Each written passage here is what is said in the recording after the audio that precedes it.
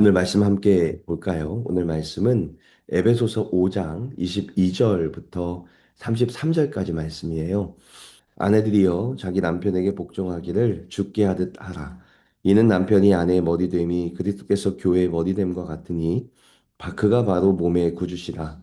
그러므로 교회가 그리스도에게 하듯 아내들도 범사에 자기 남편에게 복종할지니라. 남편들아 아내 사랑하기를 그리스도께서 교회를 사랑하시고 그 교회를 위하여 자기를 주심과 같이 하라.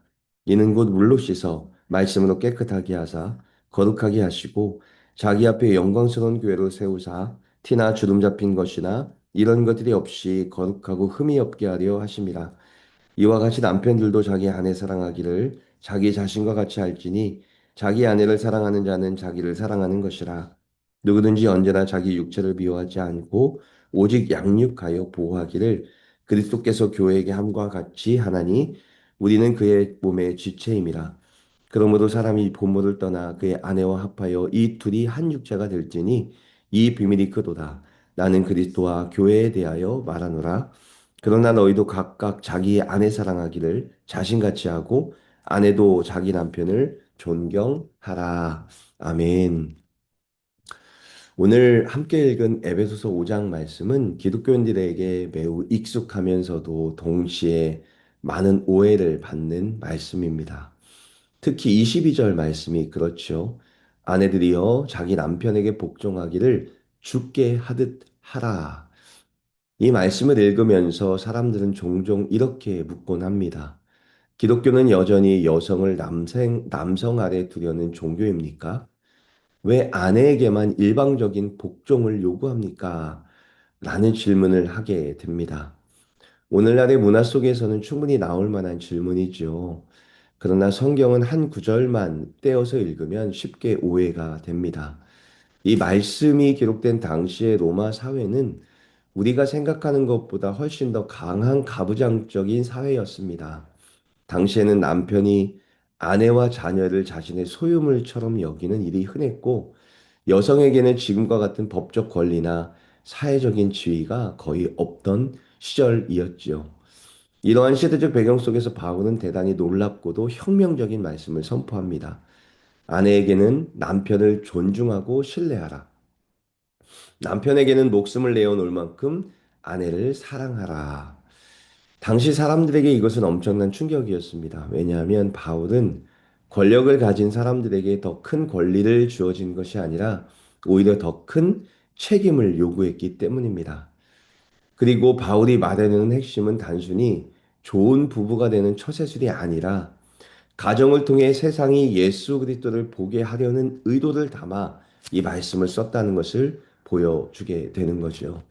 오늘 말씀을 통해 하나님께서 세우신 가정의 아름다운 원리와 그 안에 담긴 거룩한 비밀에 대해서 함께 살펴보려고 합니다. 첫 번째 부분은요, 피차 복종에서 시작되는 가정에 대해서 보려고 해요. 22절부터 성경을 읽었지만, 그러나 21절도 한번 보고 시작하려고 합니다. 21절을 보면, 그리스도를 경외함으로 피차 복종하라 라는 말씀이 있습니다. 이 말씀이 오늘 본문의 진정한 출발점이 됩니다. 성경이 말하는 가정은 한 사람이 다른 사람 위에 군림하는 구조가 아닙니다. 그리스도를 경외하기 때문에 서로가 서로에게 자신을 낮추는 서로 복종하는 가정을 말하고 있다는 거죠. 여기서 말하는 피차 복종은 눈치 보는 종이 되라는 말이 아닙니다. 오히려 내 권리보다 상대를 먼저 생각하는 삶, 내 주장보다 하나님의 뜻을 먼저 구하는 삶, 내 자존심보다 사랑을 먼저 선택하는 삶, 그것이 피차 복종이다라는 것을 말하고 있죠. 이렇게 피차 복종의 원리는 가정 안에서 서로 다른 모습으로 나타나는데 아내에게는 남편을 향한 존경으로 남편에게는 희생적인 사랑으로 아내를 사랑하는 것으로 나타난다라고 말합니다. 그러므로 오늘 본문은 누구의 권한이 더 센가를 말하는 구절이 아니라 사랑하는 사람이 서로를 어떻게 섬길 것인가를 정확하게 보여주는 것이고 이것이 예수님을 만나고 예수님을 경외하는 사람이 피차 복종하는 삶으로 나타난다 라고 말하고 있죠. 두 번째 볼 부분은 아내의 복종에 대해서 볼 건데요. 아내의 복종은 굴종이 아니라 신뢰다라는 말씀을 드리고 싶습니다. 본문은 아내들에게 남편에게 복종하기를 죽게 하듯 하라라고 말합니다. 여기에 나오는 복종이라는 단어 때문에 많은 분이 부담을 느끼지요. 그러나 이 단어의 원래 의미는 질서 아래에 자신을 둔다, 자발적으로 협력한다라는 뜻을 가지고 있습니다. 즉, 억지로 억압당하며 눌려 사는 삶을 말하는 것이 아니라 하나님께서 세우신 영적 질서를 신뢰한다라는 것을 포함하고 있어요. 여기서 우리가 기억해야 할 중요한 사실이 있는데요. 남편이 완벽해서 존경하는 것이 아니라는 점입니다. 남편이 모든 면에서 뛰어나고 훌륭하기 때문에 따르는 것도 아닙니다. 하나님께서 가정 안에 세우신 그 질서를 신뢰하기 때문에 남편을 존중하는 것, 그것을 말하는 거죠. 우리가 하나님께 순종하는 이유도 마찬가지가 아닐까요? 하나님의 모든 행하심이 매 순간 다 이해돼서 하는 것이 아니라 하나님이라는 분을 전적으로 신뢰하기 때문에 순종할 수 있는 거죠. 아내의 이러한 존경은 남편을 더욱 바른 영적 리더로 세워가기 시작합니다. 남편들은 언제 가장 큰 용기를 얻을까요? 세상에서 큰 인정과 성경을 거둘 때보다 가장 가까운 아내에게 당신을 믿습니다. 당신을 존경합니다. 라는 말을 들을 때가 아닐까요?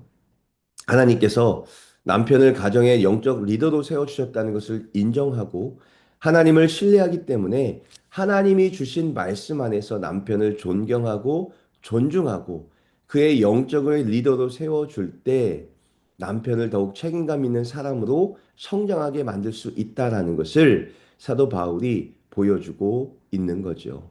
사랑하는 성도 여러분, 남편을 하나님이 세워주신 가정의 영적 리더로 인정하고 존경하고 존중하며 그의 리더십을 세워주는 역할을 감당하는 것이 우리 아내에게 있음을 기억하는 오늘 하루가 되시기를 간절히 소망하고 소망해요.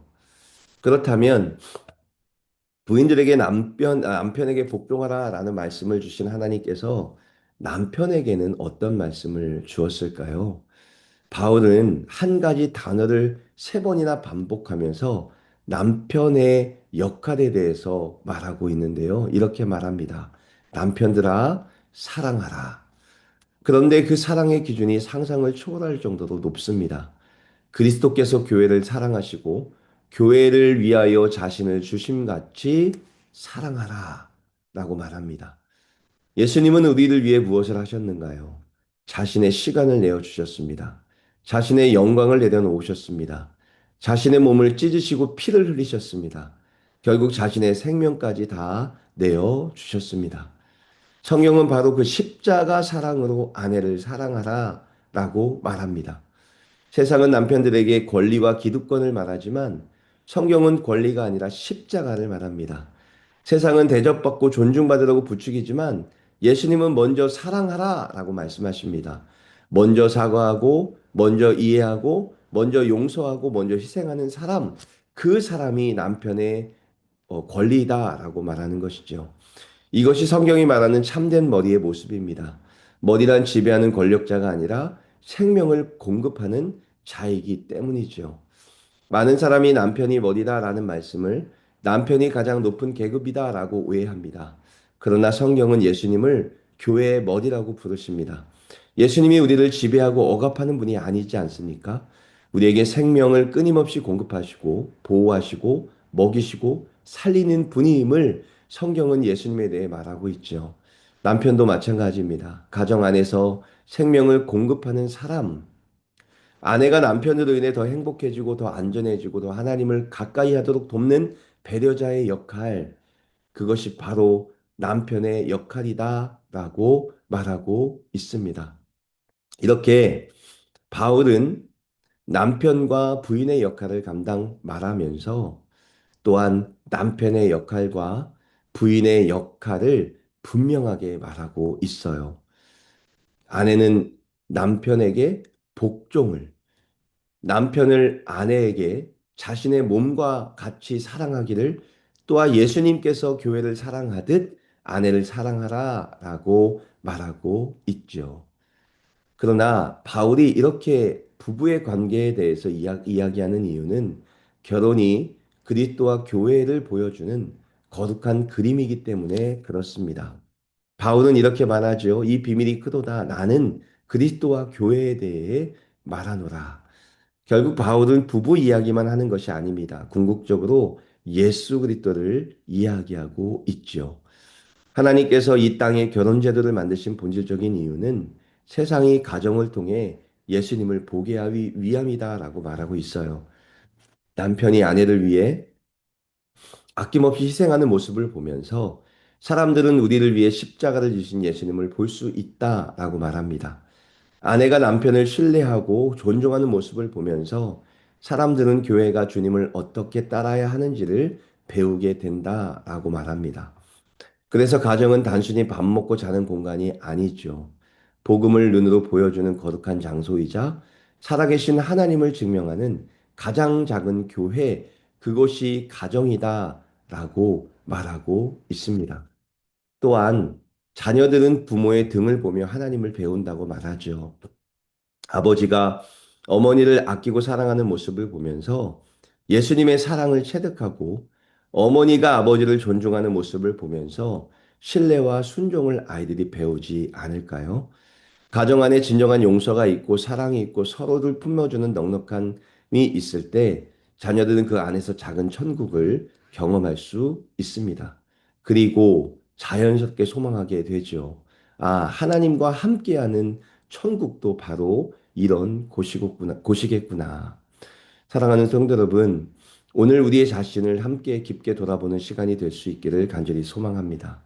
남편이 된 여러분이 있다면 예수님처럼 내가 먼저 사랑하고 희생하고 먼저 용서하는 그런 모습을 회복하기를 간절히 소망하고, 아내된 여러분이 있다면 남편을 하나님의 질서 안에서 신뢰하고 존중하면서 기도로 세워가는 그런 역할을 감당할 수 있기를 간절히 소망하고 소망해요.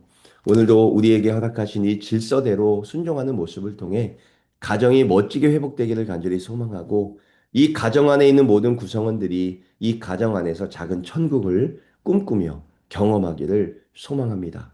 교회를 사랑하는 예수님의 사랑이 교회에 있듯이 서로에게 주는 사랑이 머물러 있는 가정이 되기를 소망하고, 이 가정 안에서 예수님을 만나고 예수님의 사랑을 경험하는 그런 일들이 일어나기를 간절히 소망하고 소망합니다. 오늘 우리에게 주신 이 질서와 역할을 잘 감당하면서 멋진 작은 천국을 이뤄가는 우리 모습이 될 수 있기를 예수 그리스도의 이름으로 축원합니다.